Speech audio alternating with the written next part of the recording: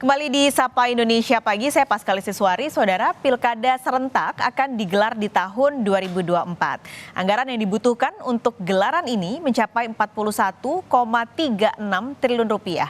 Nah, bagaimana mekanisme pendanaan pesta demokrasi dengan anggaran jumbo ini?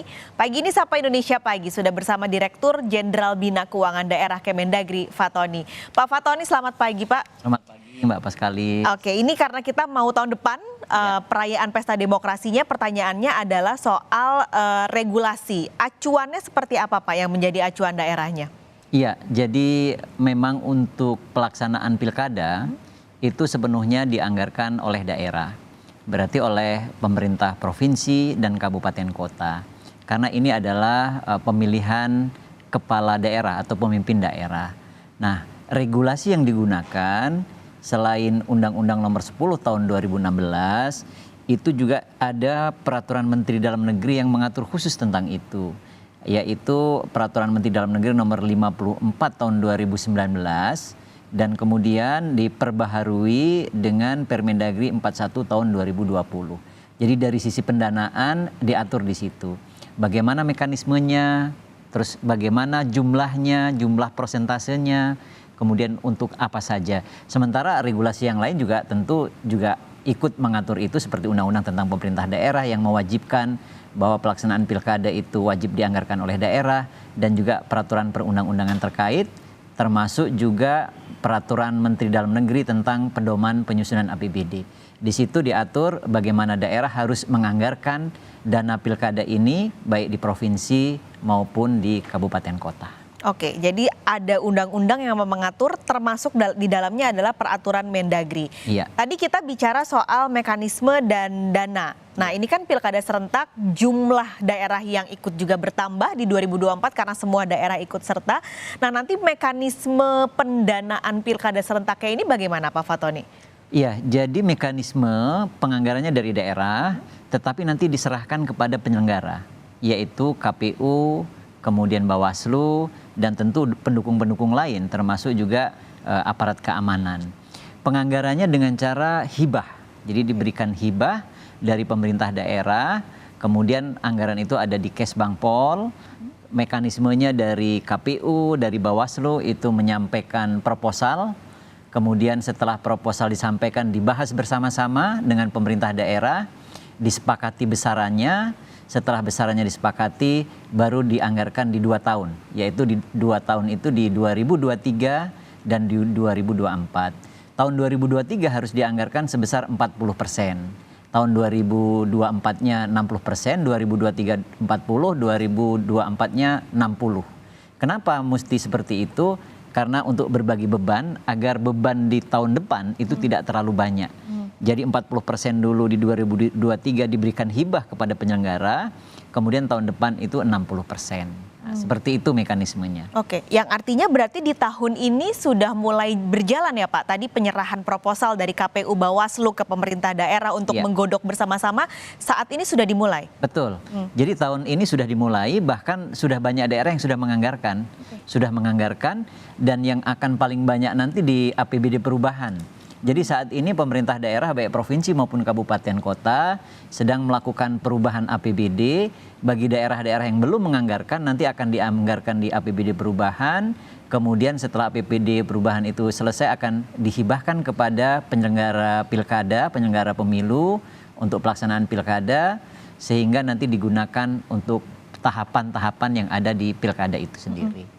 Kalau dari pantauan Kemendagri, ini seluruh daerah yang ikut serta, apakah di 2023 ini sudah selesai, atau berapa persen sih, Pak, daerah-daerah yang sebenarnya belum mengetuk palu bersama begitu untuk anggaran di 2023 ini? Iya, jadi untuk anggaran keseluruhan, kita ada data untuk dana untuk KPUD, itu sebesar 26,2 triliun.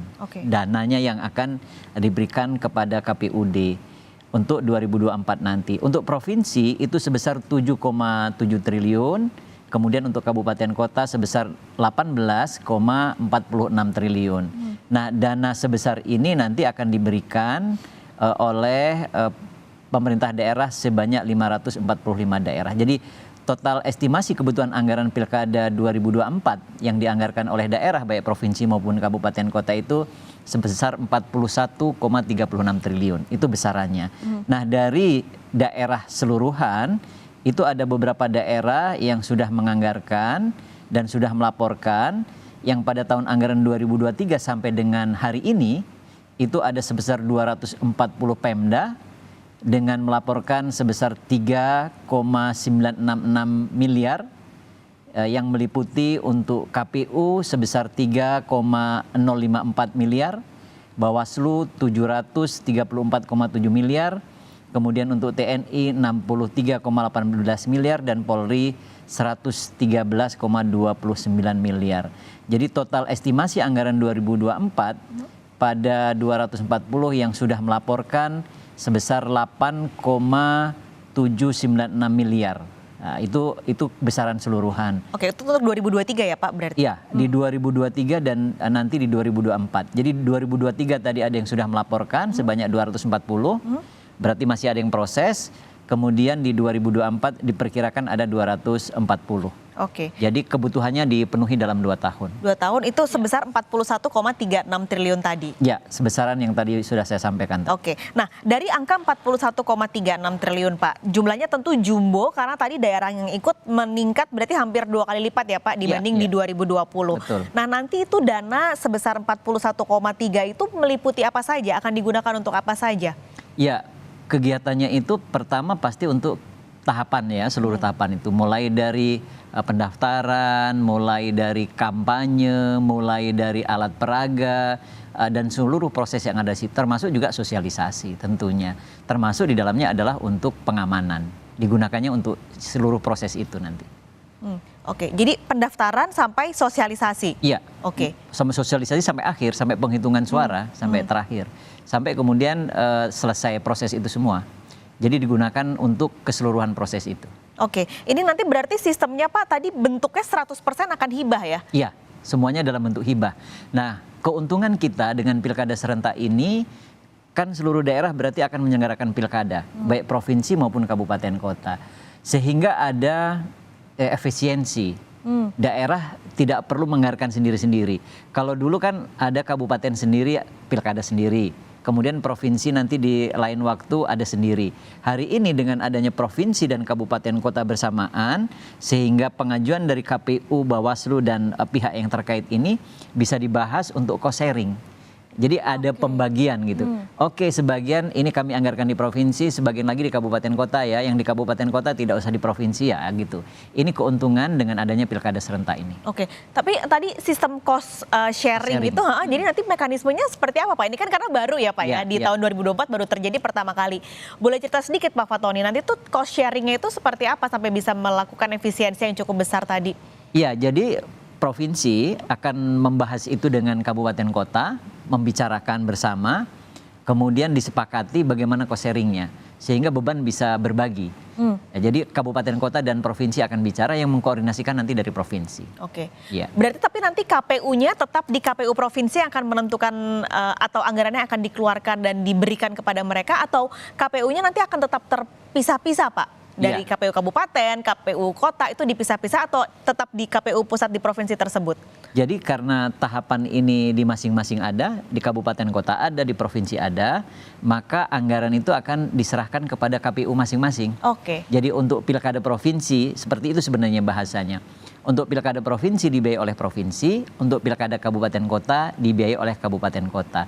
Namun kan pelaksanaan provinsi ini juga adanya di kabupaten kota. Memilih gubernur ini kan yang memilih juga masyarakat kabupaten kota dan serentak dia. Nah ini kemudian yang lebih murah itu. Oke. Jadi di situ, jadi bisa bersama-sama.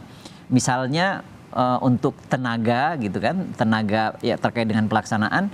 Kalau terpisah kan berarti pilkada untuk kabupaten kota ada anggaran sendiri, provinsi untuk sendiri.